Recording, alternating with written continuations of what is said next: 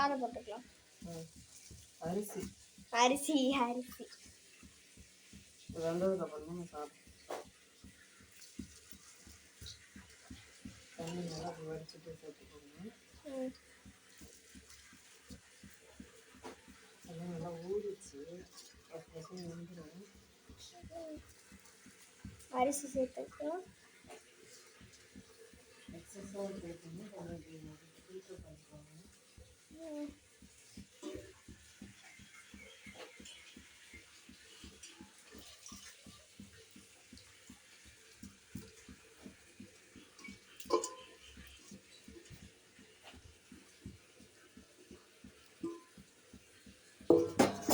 குக்கரில் விட்டுட்டோம்னா ஒரு 3 விசில் விட்டு இறக்கிட்டோம்னா 3 விசில் ஹை ஃப்ளேமு, கொஞ்ச நேரம் ஸ்லோ ஃப்ளேம், கொஞ்ச நேரம் 3 விசில், அதுக்கப்புறம் கொஞ்ச நேரம் ஸ்லோ ஃப்ளேமில் ஆக்சுவலாக இன்னும் வந்து நல்லாயிருக்கும் ரைஸ் வந்து கலர் எனக்கு கம்மியாக இந்த மாதிரி இருந்ததுன்னா கம்மியாக கலர்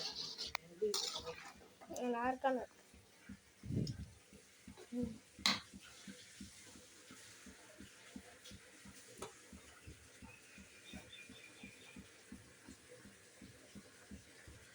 கொஞ்சோண்டு கலர் ஆட் பண்ணிக்கலாம். எங்களுக்கு இவ்வளோ வேணும், உங்களுக்கு எவ்வளோ வேணுமோ அந்த அளவுக்கு நீங்கள் போட்டுக்கலாம். நான் வேணாம்னு ஸ்கிப் பண்ணிவிடுங்க.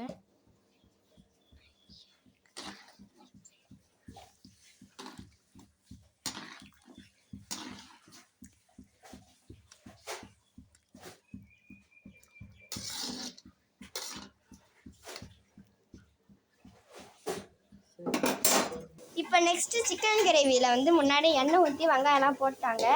எண்ணெய் ஊற்றி சோம்பு, வெங்காயம், இஞ்சி பூண்டு ஃபர்ஸ்ட்டு சேர்த்துக்கிட்டேன். தக்காளி ஆட் பண்ணி கொஞ்சம் பிழிஞ்சு விட்டிங்கன்னா உங்களுக்கு டேஸ்ட்டு ரொம்ப நல்லா இருக்கும்.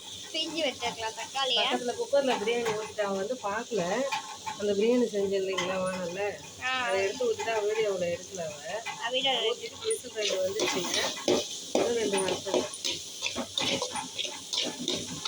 இல்லை இங்கே போயிடுவா.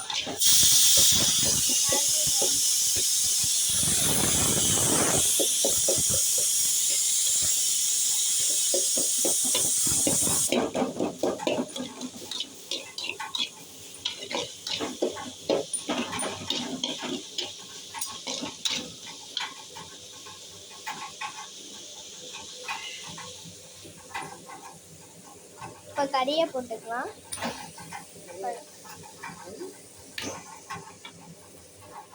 ஸ்லோ ஃப்ளேமில் வச்சுருந்தோம், 3 வந்துச்சுங்க. ஸ்லோ ஃப்ளேமில் வச்சுருந்தா நல்லா அழகாக வேகும், அழியாமல் வேகும். ஒரு லெக் பீஸ் பிரியாணியில் போட்டுருவோம். ஒரு லெக் அதில் 3 இதில் போடலான்னு பார்த்துட்டேன். வந்து ஒன்று அதில் போடணும் அப்படின்னா சரி அப்படின்ட்டு